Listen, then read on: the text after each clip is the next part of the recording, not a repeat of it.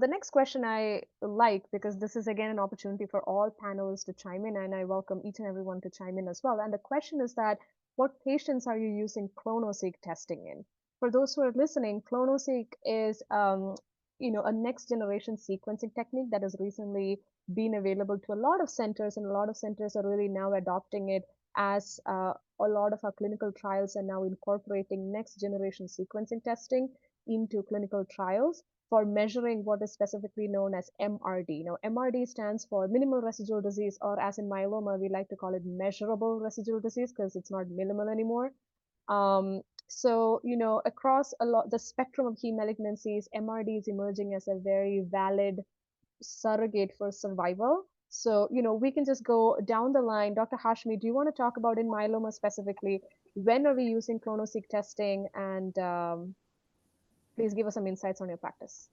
Yes, and first of all, thank you for explaining what ClonoSEQ, next generation sequencing, or MRD means. MRD means measurable residual disease. Tiny amount of cancer that's still left behind in your body that we can actually measure to the extent where we can find one cancerous myeloma cells amongst 1 million normal cells in your bone marrow.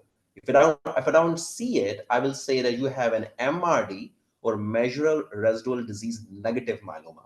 We have known from large data sets that patients who achieve that level of remission, deep remission, tend to stay in that remission for a very long period of time. As of now, in myeloma, we know that it has a very strong predictive value in predicting very good long-term outcomes. What we don't know is that if someone is negative with this test, whether we can reliably stop all chemotherapy and say that a patient has been cured. Having said that, there are trials going on, large trials, multiple centers all across the nations who are actively investigating this question, that if a patient is MRD negative, can we stop all treatment for that patient and call them a cure? In my practice, the time points where I do MRD test is right before, after first-line chemotherapy, after 4 cycles of chemo, before transplant, after transplant, and after 2 years of maintenance. I also do it sometimes in patients who've been on maintenance for a long period of time. They are interested in stopping maintenance. I run this test. If it's negative, I actually stop the maintenance and run this test at least once a year for a couple of times to ensure that the deep level of remission was sustained even after stopping all treatment, so that I can rely patients you are cured. So this is my, and use it in my. Great, thank you. So, that's about the myeloma perspective. How about some leukemia perspective, Dr. Srisavanan? Yeah, that's a great question. And of course, thank you for explaining MRDs. That's a very, very important point. The point I want to make here is that when we think about leukemias, we think of them in 2 large categories in terms of the biology of the stem cell. One is myeloid leukemias, and the other is lymphoid leukemias. And that actually has a little bit of answering to one of the other questions about the difference between leukemia and lymphoma. As the lymphoid leukemias, which are more in lines of the B cells and T cells, being a malignant clone, those are the ones that are more similar to lymphoma, with the myeloid being the red blood cells, the white blood cells, neutrophils mainly, and platelets. Those are the myeloid leukemias. I make that distinction for this question because ClonoSEQ and MRD is really validated in the lymphoid leukemias, such as acute lymphoblastic leukemia, particularly looking at baseline evaluation, then after induction therapy, to consider switching strategies completely from like a multi-agent chemotherapy to an antibody-based therapy such as Blincyto or blinatumomab.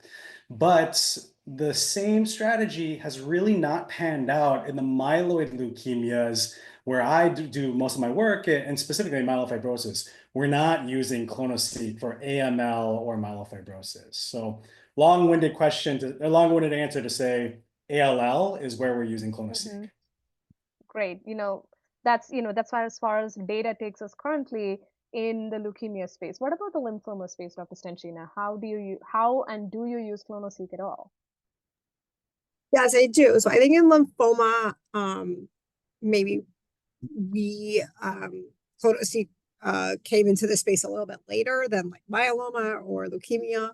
But yes, I do like it for a lot of reasons. So first of all, I do like it in high-risk patients. I also like it in patients who have sort of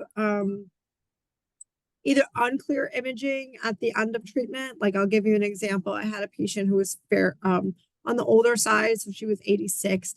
She initially presented, she had a very large lesion that had destroyed her hip bone. So most of her hip bone was actually gone, including a lot of damage to the nerve. She's very hard to read her PET scans at the end of treatment. Something is always positive on her PET scans. And this is a patient that I really love to order ClonoSEQ for, because the ClonoSEQ always comes back negative, and I get reassurance that those abnormalities on the PET scan are not from the lymphoma, right? So definitely like to use it in patients where the PET scans are not clear. I think again, the high risk patients that I'm very worried about an early relapse. So usually, we do an end of treatment PET scan, and then we really only do imaging every 3 to 6 months after that for the first 2 years, right? So you couldn't do, technically the ClonoSEQ is approved after they're done with the treatment. You can do it like once a month for the first few months. And so that can help you catch an early relapse before the imaging does. And I think it's a little bit of a gray area, because I don't know that there's really good data or good guidance about what to do if that comes back positive, because unfortunately we do need to have usually evidence on a scan that the lymphoma is back. But I do think that space will also change in the next few years about how we use the ClonoSEQ data. Absolutely. And Dr. Faisal, MRD, of course, after bone marrow transplant is something that we reach out to, and that I suspect is disease agnostic, right? So how has your practice been in incorporating ClonoSEQ into following your post-transplant patients? Yeah, so as we listened about different diseases, we do like to have a MRD negative state before transplant, because if you go into transplant with MRD negativity, you are more likely to do well. Having said that, if we are not able to achieve an MRD negativity before transplant, we still we need to do a transplant. We still do it with the thinking that the patient might need some post-transplant maintenance after transplant, especially in the AML space.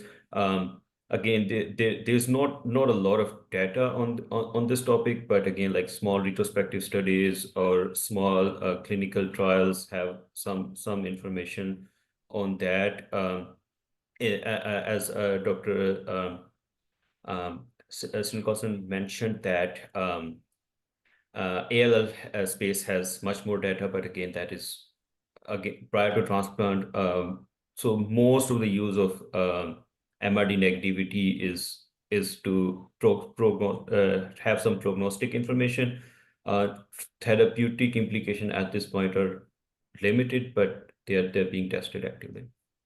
Agreed. And this is a space that will continue to evolve, because we have more and more next generation sequencing techniques that are not just ClonoSEQ, but there are other players that are entering the market, and we are able to do sequencing, that is meaning looking at cancer at depths much more than what is standard right now, and that ability is coming to most cancers. And the field is going to change in the next 5 years, is our prediction. So stay tuned.